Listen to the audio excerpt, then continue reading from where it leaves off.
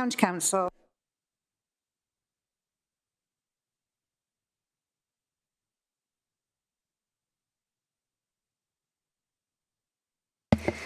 Good afternoon, councillors. Please sit down.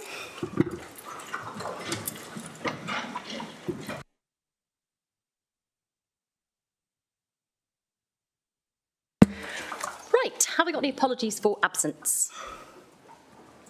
No, okay. Declarations of interest. Councillor John. Thank you, Chair. Under item 7A, I'm presenting a motion about buses. I just felt I should declare that I work as a public affairs consultant and one of my clients is the Railway Industry Association. It's obviously connected to public transport, so just wanted to put that on the record. Thank you, councillor. No. Right, no public questions today. My chair's announcements, as ever, I'm going to take them as read. Minutes of the last meeting. Do I have anybody willing to propose them as a true and accurate record? Councillor Murphy, thank you. Anyone to second that? Thank you, Councillor McConnell. And so we will move to our Community and Corporate Plan 2022 to 28. Councillor Brocklesby. Thanks, Chair. I'll stand up so you can all see me. So, councillors, colleagues, can you hear me? Yeah, well, if I bend too far, I'm going to fall in.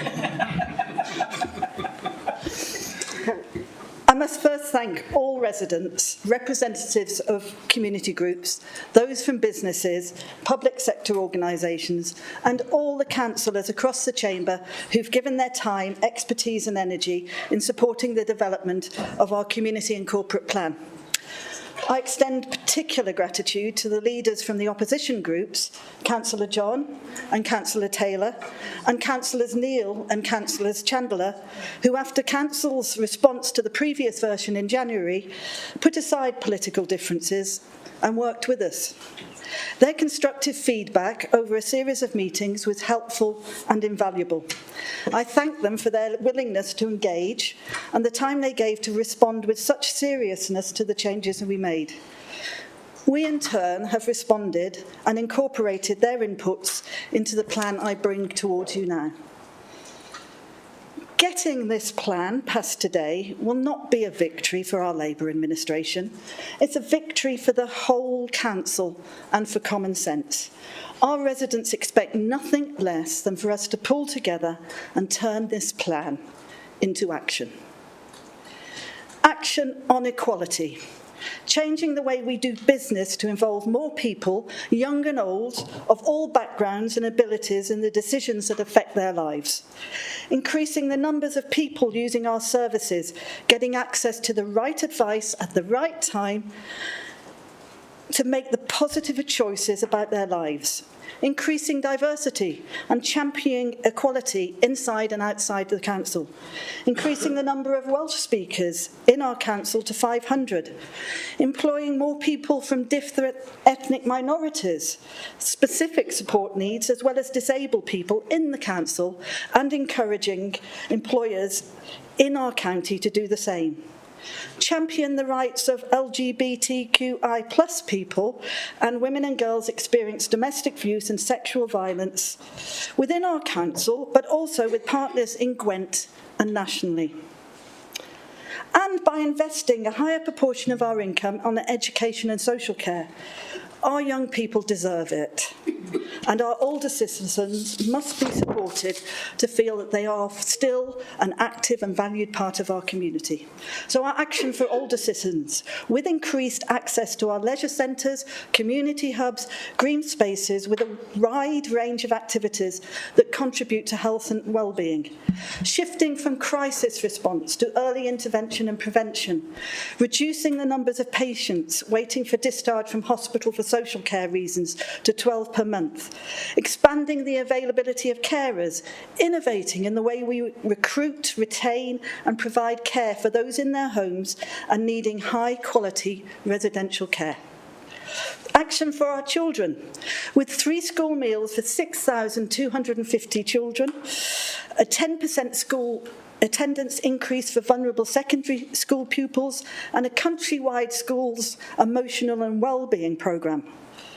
Targeted support to schools to close that attainment gap between children on free school meals and other pupils, bringing in the knowledge, expertise and resources so that our additional learning provision is of the best quality for our most vulnerable children and for those from low-income families.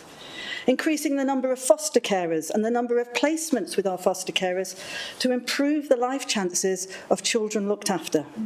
And action on housing and homelessness, putting an end to that indignity of homeless families with children forced into B&Bs, reducing time in temporary housing for homeless people from 9 months to 6 months, bringing down the number of homeless families in the country to under 150, doubling the amount of affordable houses created and granting permission for 350 new zero-carbon affordable homes. That's action, councillors, and action on more frequent, affordable and integrated public transport. Now, this is not easy given the financial crisis that we are all facing and the crisis that is facing our buses. We'll be looking at a motion later being brought by Councillor John. But it's an absolute priority for Monmouthshire. Increasing and enhancing the number of active travel routes by 22% and the number in a development by a quarter. Working with partners to bring investment into our bus network and strengthen the current railway system, including a new walkway station at Magor. We have already successfully made a case for a link road from the M48 to Caldicot and the 7-tunnel junction. That is our preferred option in Monmouthshire, and we will not stop working closely with Welsh Government and the Burns Unit to make the case for this road, which will substantially reduce congestion, create better connections between buses and trains, and reduce carbon emissions. So I want to pause a moment here, because these examples, they illustrate 2 very important principles for our administration. We will always work together with everyone necessary to further our priorities, and we will compete for investments from every source possible that aligns with those objectives. And in a way, that's how we're going to take action for our towns and businesses. We are going to increase in the number of start-up businesses, we insist, and continue to support working-age people back into work. We're expanding our support to the tourism industry, enhancing the experience of visitors to our county, and hoping to contribute and see an increase in the economic impact of that sector to over £220 million. Rigorously, we're going to seek investment from government and elsewhere to implement those existing placemaking plans in Caldicot, in Usk, the Wye Valley villages and Chepstow, and we will work together with local people to develop plans in Abergavenny and Monmouth. These placemaking plans are a good example of our determination to work with and alongside our town and community councils and with our communities. This is their country too. And we'll work together to make Monmouthshire a place where really good things happen. Action for our environment. As you know, this is a key priority for our administration. We will reduce carbon emissions from the council assets and operations by almost 40%. A third of the council's vehicles to be ultra-low emissions, up from just under 10% now.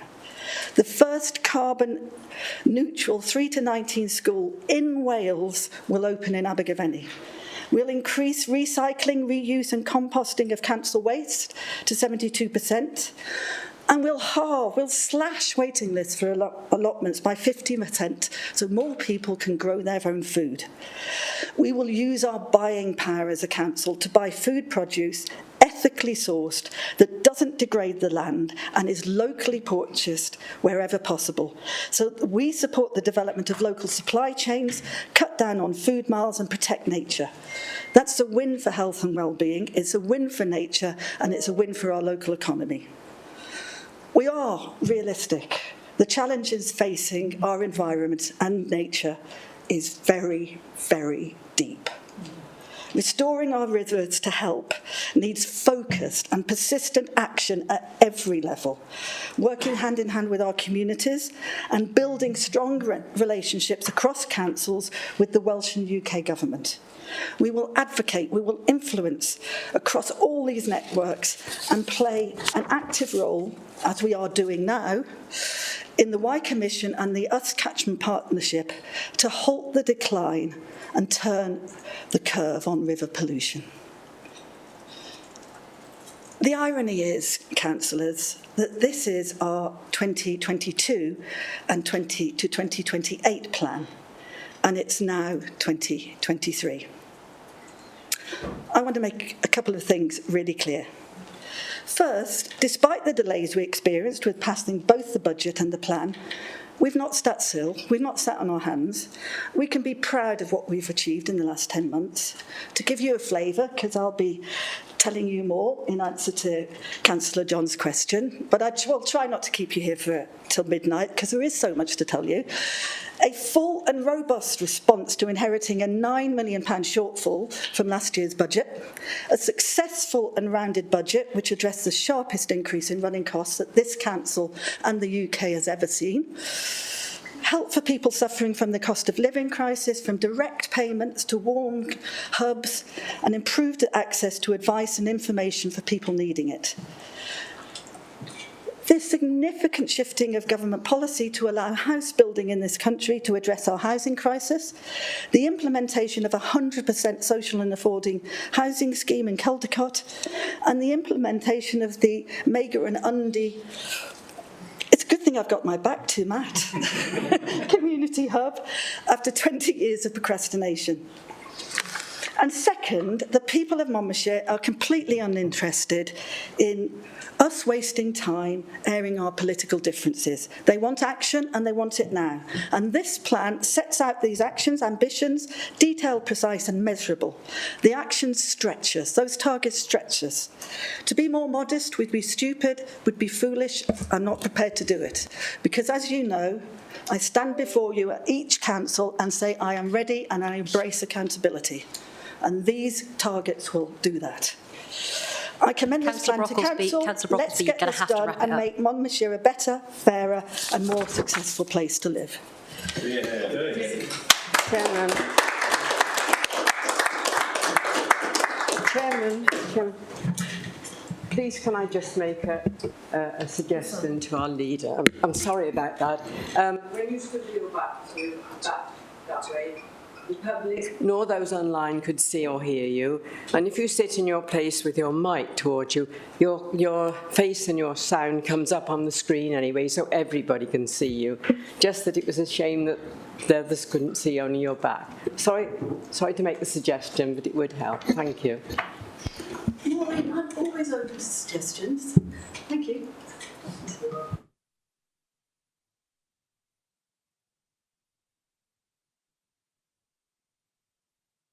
Oh, it looks like nobody wants to speak to that. Shall we move on? Councillor John. Thank you. I think you thought I might have a couple of comments to make. Well, good afternoon, everyone. It feels a bit like Groundhog Day, doesn't it? This is the third time that the Community and Corporate Plan has come to this chamber. It's the fifth version that's been shared with opposition parties. We had a further 2 versions that were shared with us privately. This document is certainly a better version than what's been presented to the Chamber previously, and I welcome the efforts that have been made. And I certainly endorse the comments that the leader made about the constructive working between the 3 groups here, and I particularly enjoyed working with other leaders to try to improve this document. There are a number of aspects of this plan that we as a group support, and I won't repeat points that I've made in previous debates, but suffice to say in areas around tackling poverty, achieving net zero, upgrading school buildings, the leader mentioned work towards further improving our recycling targets, already some of the best in Wales, but we aspire to go further. What you said about river quality, we absolutely support those ambitions. And where you're building on the work of the previous administration, we're very happy to see these projects continuing and to support the administration in doing so. I think the document has a much stronger sense of place than the previous versions, and I think it's really important that our residents can look at this document and feel some sort of ownership over it, and so that's something I applaud. I think you've ditched some of the woolly left-wing ideological content that was in there previously. A lot of that was quite depressing, but you have retained those solid conservative values that you cut and paste from previous documents. So I applaud that you've kept those in. But I do hope that the value of kindness that you refer to in your document, I hope you're going to show that to other councillors as well, because there certainly hasn't been much kindness shown towards Councillor Chandler in the last few weeks. So I hope you will be sticking to those values. Throughout this process, we've worked hard to be a constructive opposition, pointing out the shortcomings in the document and offering advice on how it can be improved. When we've had versions of the document shared with us privately, we have kept them private. We didn't go running off to the press, however politically advantageous that may have been. I must say, though, that cross-party cooperation and trust wasn't helped by Councillor Fuchs issuing a press release to the Beacon in the leader's name, condemning the Tories for voting down Labour's plan and putting at risk things like free school lunches, increased mental health support, particularly disingenuous at a time when the draft budget proposals proposed doubling charges Point for of order, school please. breakfasts. I don't think I issued any psychologists. such press release, Chair. Anyway. Here it is, your latest version, amended from previous versions in a number of ways. Firstly, the timescales have altered. It's a 22 to 28 plan. I don't know quite how you're going to go back in time to start delivering it, but of course we've got fresh elections in 2027, not before time, and judging by this, you assume that you're going to be returning to power in those elections, perhaps in the same way that we hear a lot of complacency from the Labour Party at the moment, as if a few bumper mid-term opinion polls mean you're automatically going to win the next general election. But I can assure you that if there's a Conservative council returned in 2027, we'll be ditching this plan at the earliest opportunity. I still have some concerns about the ownership of the document and the framework for measuring progress, and also the way in which it ensures accountability. You say that the council's plan needs to have agreement across the whole council. Well, no, it doesn't. That's not how councils work. It needs to be passed by this chamber, but it is not the council's plan. It's your plan. It's the administration's plan, and we will hold you to account for delivering it. So warm words about finding consensus don't mean anything. Our residents want results, and we will closely scrutinise your actions. So I really think that sentence needs to be removed, because it's just wrong. There are other mistakes in there too. Despite having pointed out in the last debate, and privately since, that we no longer have a special needs school in Monmouthshire, it's still referred to in the plan. Do you not read these things? Have you not proofread it? It closed years ago, but you've obviously cut and pasted it from other reports and not bothered to proofread them. And in the middle of the report, there's just a random blank page. What's that all about? Like, do you not check these things? It looks really amateur. It looks unprofessional. So yet again, I feel embarrassed that you've brought this report to our chamber. I don't get any sense from the document that you understand innovation and how it works. You say under the social care section that you'll find innovative ways of growing recruitment. Well, how? You can't just say that you'll find innovation as if an apple's going to fall out of a tree to hit you on the head. It's really unclear. So I feel disappointed at the lack of ambition in the document. What will services look like in 2027 at the end of this plan? We don't know. How are you going to deliver frontline services? How are you going to reform those services to deliver greater efficiencies, so you're not making knee-jerk budget cuts like we saw earlier this year? Your draft budget prior to opposition intervention showed your true priorities, which saw proposals penalising children and young people and stinging businesses with higher charges. In terms of the structure of the document, I think it's a shame to see education hidden away at the back, the lowest of the 6 priorities that you've set out. We always cited offering children and young people the best start in life as our top priority, yet in your document, it's the lowest. On education, you say that school attendance is improving due to the rollout of free school lunches, but there's no evidence there to back that assertion. So perhaps the Cabinet member can provide us with figures for the last 2 terms as evidence that attendance is improving. I welcome the commitment to the continuation of projects that were begun under the previous administration, road improvements in Chepstow, the redevelopment of the new school in Abergavenny, although I remember a number of you voted against that project when you were on Abergavenny Town Council, Caldecott Leisure Centre, some key active travel improvements, the Leeds already mentioned Mega Station, the community hub in Undy and Mega. But why is there nothing new in the document? Where's the exciting new proposals? And also, where's the commitment to upgrade Chepstow School? That appears to have been dropped. The plan has already ditched some of the promises that were in your manifesto. We've still got a copy of it, by the way. It's only 3.5 pages, but we have got a copy. There's a promise in there that there will be no asset disposals. I don't know if anyone's told Tudor Thomas about that. He seems to be the Cabinet member for asset disposals.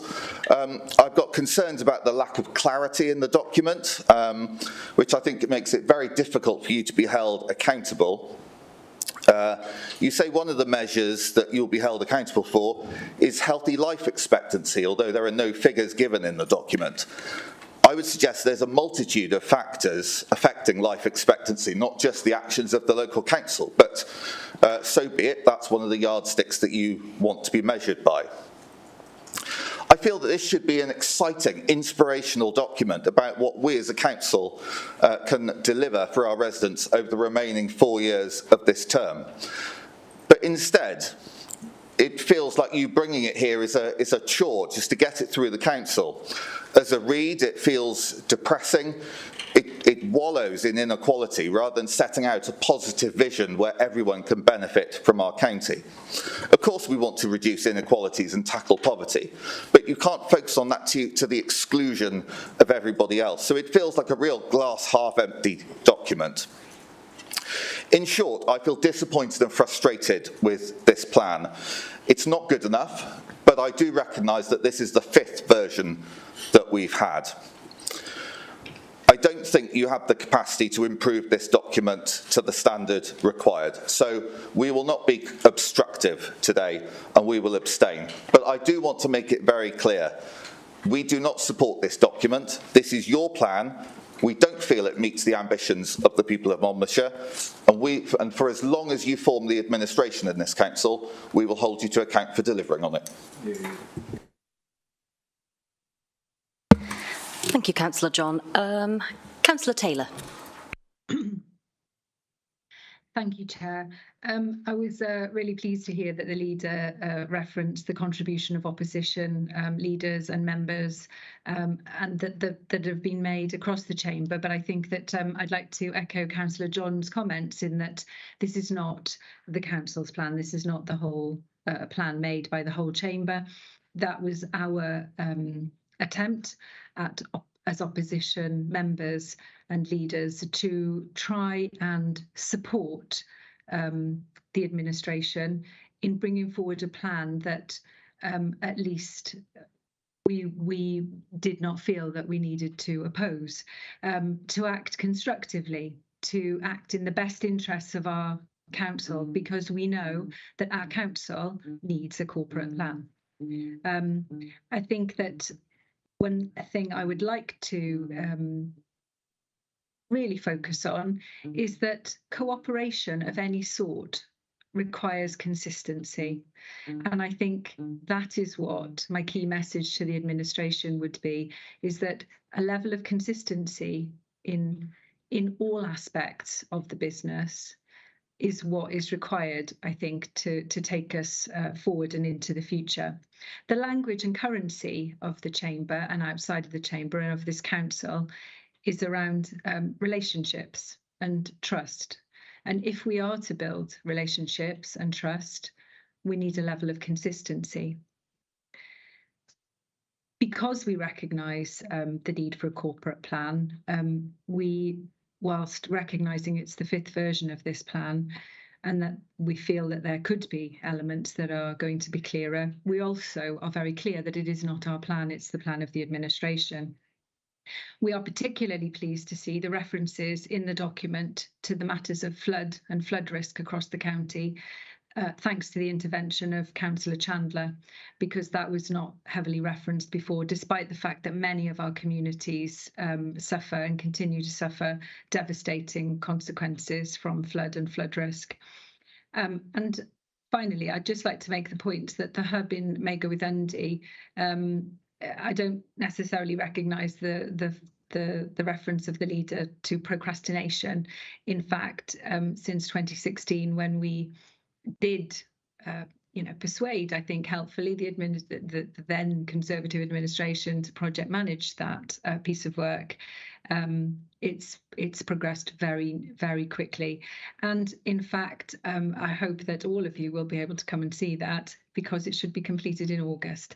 So it'll be interesting to see what the administration feels is the role of the administration with that reference in the plan. Anyway, our group, we will not be opposing this, because we do feel that the council needs a plan, and I think that it's really important because we aren't trying to be obstructive for political gain. We've tried to be constructive to ensure that this council has a plan, and we do not, and helpfully attract outside and welcome outside attention. The only point I would make is that we would welcome much clearer leadership from the administration going forward. Thank you, Chair. Thank you, Councillor Taylor. Any further contributions? No, I'm going to take that as a... Oh, Councillor Griffiths. Thank you.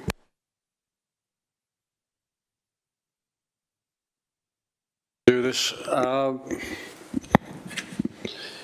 We're clearly in a situation where finally we're going to adopt a plan. The welcome contributions of our 2 leaders have indicated that, and that means we can go forward. That's good news.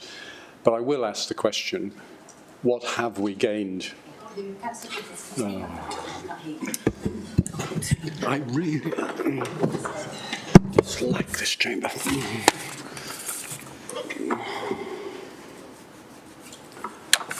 Can I just speak in this one? I just have this desire to see people I can speak to, and the chamber doesn't seem to be designed to achieve this. You still can't hear me? Okay, I'll speak to myself. What?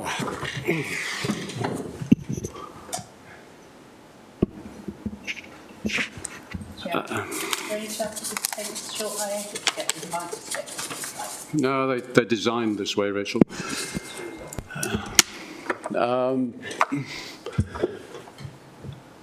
I was asking the question, we're congratulating ourselves because we have found a way forward. This is a necessary plan. We will have a plan.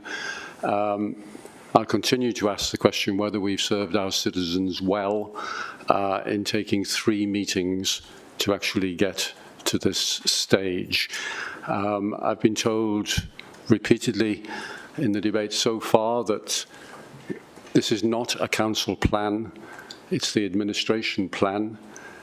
I suggest that all of us look again at the legislation and the constitution.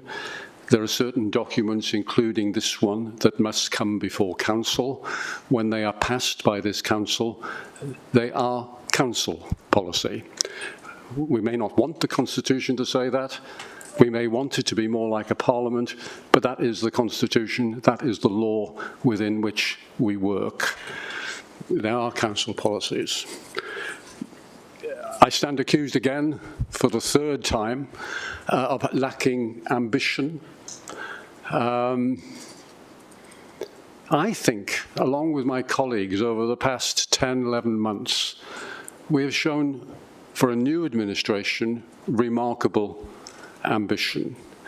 I've brought to this chamber, and I've now taken to the communities of Monmouthshire a draft local development plan. That plan will deliver substantial volume of new housing to Monmouthshire. It will be 50% affordable housing. Many in this chamber say we won't deliver. And then they say we lack ambition. Which is it? There will be 100% zero carbon. They will all be within 15-minute walking distance of established communities. I suggest to you that that is ambition. It has been ambition since the very first corporate plan that was put to us so many months ago. I'm told that I lack ambition on our town centres. Whereas the previous administration, the Conservative administration, imposed what were clearly top-down failing models on our precious towns that failed to deliver local support. We are innovating, allowing people, local groups, local businesses to share ownership in the design of their town, in the design of their shared spaces, attracting investment, attracting visitors, bringing joy into our lives, into our towns. The last administration failed. This administration has ambition and is delivering. We have ambition for our economy. I'm so eager to do everything possible as a council to attract investment into our counties. Our local development plan, our transport plan will be designed to attract substantial, innovative, 21st century investment into the county. We're not going from a standing start, and I'm sure the previous administration has credit in that when I look around, I find firms in this county which show the way forward. When I visited Siltbuster in Monmouth, I found there a firm with green technology being used throughout the United Kingdom. Every major construction project in the United Kingdom is using that technology developed in Monmouth. When I went to Chepstow's Creo Medical, a firm which started in Chepstow, supported all the way by Welsh Government, I found a firm which is now partnered with global players throughout the world in creating, and not just creating, but implementing the most advanced endoscopic medical technologies. Now, those show the way forward, and there is not enough of it in Monmouthshire. There has not been enough ambition to attract that sort of investment, that sort of technology, that sort of innovation into our county, and we will change that. I want to just finish by, again, asking you to reflect on, has it been a purposeful journey to take 3 meetings to get to this point? I don't think the citizens of Monmouthshire will think so. We have a shared dilemma. We have an administration with 22 votes behind it. We have another 24 votes in the chamber, which can always vote against the administration. You have one group here with the responsibility, and you have another group with the power. And we haven't found a situation of how we can match power with responsibility in this chamber. I won't repeat it, but some of you will remember Stanley Baldwin's comment on what happens when you have power without responsibility. And that seems to be where we are. The non-Labour politicians have the power, we have the responsibility. We've got to find ways of matching that responsibility with the power, and we have not done so yet. It can be done. I've worked for many years in administrations which worked across parties and did so successfully. And that involved